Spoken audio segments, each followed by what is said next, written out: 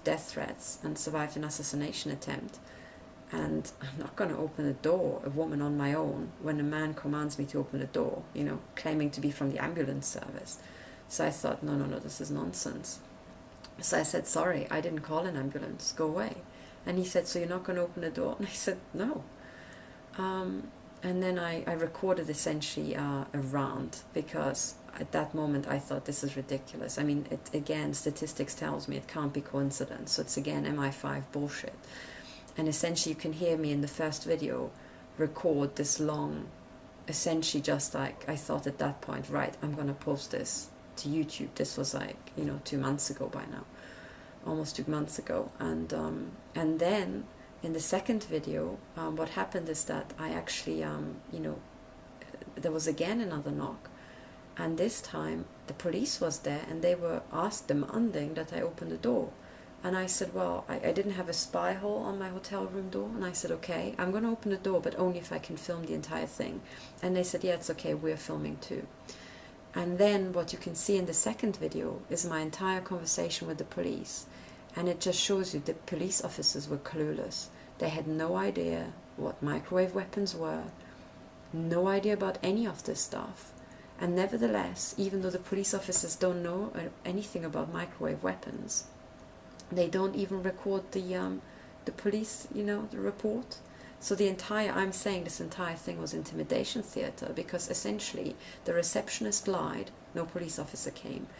The police officer who I talked to on the phone, who checked the computer, so he must be police, right? He had access to my file on the computer.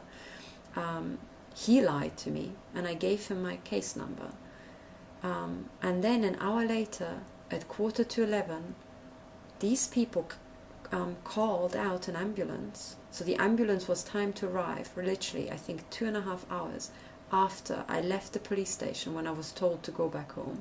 And the claim was that this ambulance was called because of concerns for my mental health, like an ambulance.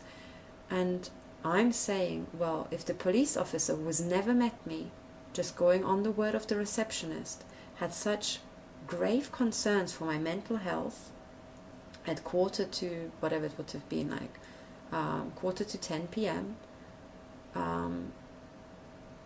Do I get the timing right? Yes, 9:45 p.m.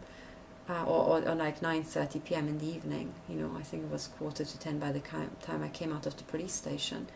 It was pitch black outside. If you have grave concerns as a police officer about the mental health of a woman, such that you think that an ambulance is required, you most certainly.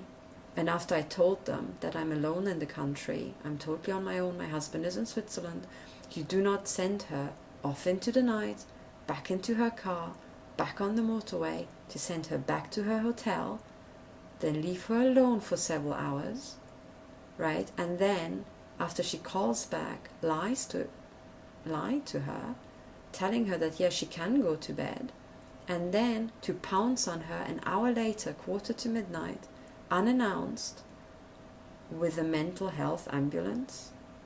I mean, it couldn't have been that urgent, right? Given that I had clearly my, you know, for a police officer to decide that I'm on one hand so mentally deranged that I need a mental health ambulance, like ASAP, an actual bloody ambulance. But then at the same time, I'm fit to drive my car at 70 miles per hour. No problem, through the night, right? That doesn't really add up, does it? And then also that I just talked to a receptionist, and not once have I actually been given the opportunity to talk to a police officer. And what I'm saying is this was entirely on purpose, because as soon as I talk to a police officer, he has to record the crime that I'm reporting. So all I was given chance to is to talk to a receptionist for a few minutes, and mostly answers questions. It's like randomly thrown in questions. So when you hear the audio, I'm trying to explain, and he just throws in random stuff, you know, that he might be on his questionnaire, but he is not actually listening to the story. So at no point was I allowed to actually explain the crime. So this is every single item of this, every single detail, just, you know, it's just an irregularity. It doesn't make any sense anywhere.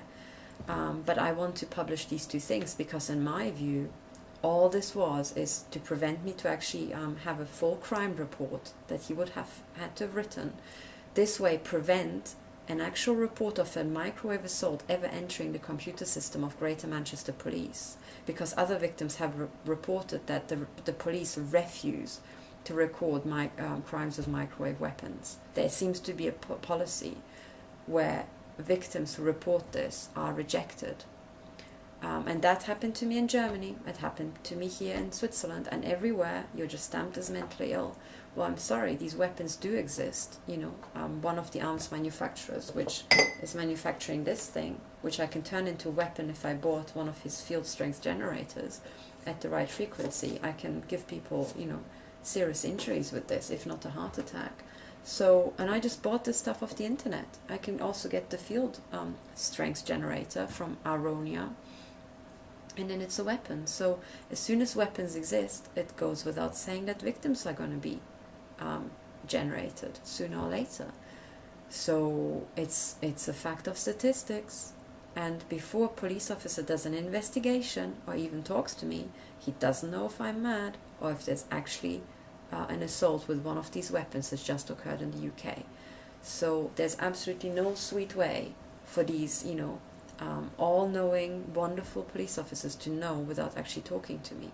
So, but I, you know, the actual conversation in the police station with this, the receptionist I've also got, but there I didn't actually tell him that I'm recording this. I did that for my own safety, and I'm saying this publicly. I have that record of what I said to the receptionist and how I was sent back to my hotel, in case any sort of bullshit is now dreamt up by some MI5 bullshit crack team, you know. And then just look at the two incidences. So the first video, which I title MI5 Bullshit 1, is essentially the precursor. This is when the ambulance staff comes to my room and demands entry at midnight, and I just refuse. And I tell them to please go away. And I think I started recording halfway through when I was at the door, so you hear the end of the conversation. And then after that, I basically sit down on my bed and just launch into an absolutely frustrated rant, because this is essentially after I've flown to the UK the night before. I've driven from London to Manchester by myself. I arrived absolutely exhausted at the hotel. I had my head damaged in a brutal microwave assault overnight.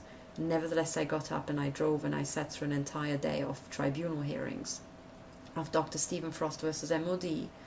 Then I drove back on my own. I barely had anything to eat. I went to the police station. I was sent back home, called again. No one came, and just by pure chance, I wasn't in my nightgown. I was actually fully dressed like I would be here, sitting on my bed with a laptop, working at midnight when these Muppets arrived.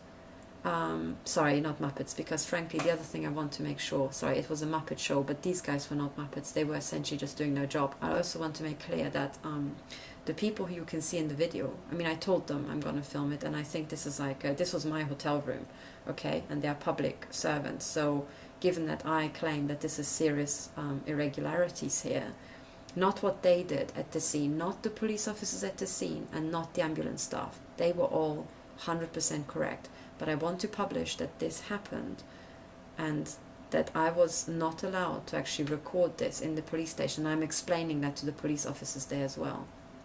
Because, essentially, this is in the public interest, that these crimes are being covered up. And this is essentially the behaviour of the Greater Manchester Police. Or rather, because this is such a tiny police station, Ashton-under-Lyne, it's on the fringes, you know, of Manchester, and the police officer on the scene, or even the head of the police service there, might not have, statistically speaking, heard about microwave weapons. I do not know. That Greater Manchester must have is a given, but that particular police officer who was in charge of that, probably not. So either there's a carpet policy of covering up, or else there was a phone call from London saying, no, you now pull off some nonsense with this woman. She has to be scared of. You know, and essentially there, this conversation with the, very brief conversation throughout the door with, you know, ambulance staff. And it's very curious, because I could have sworn that the young chap who's then seen in this, actually that's only occurred to me now, because there's a young chap, which you can see in the video. So there's an older policeman, a very experienced policeman, in the video on the right hand side. Then there's a lady police officer, and both of them have the full gear and the camera and everything, and they're kitted out, and they are the pair that were called. And then there's one guy who's, you know, ambulance staff and has got the ambulance staff kit.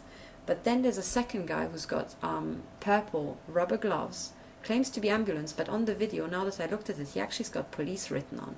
And I think it's his voice that I can hear in the very first video.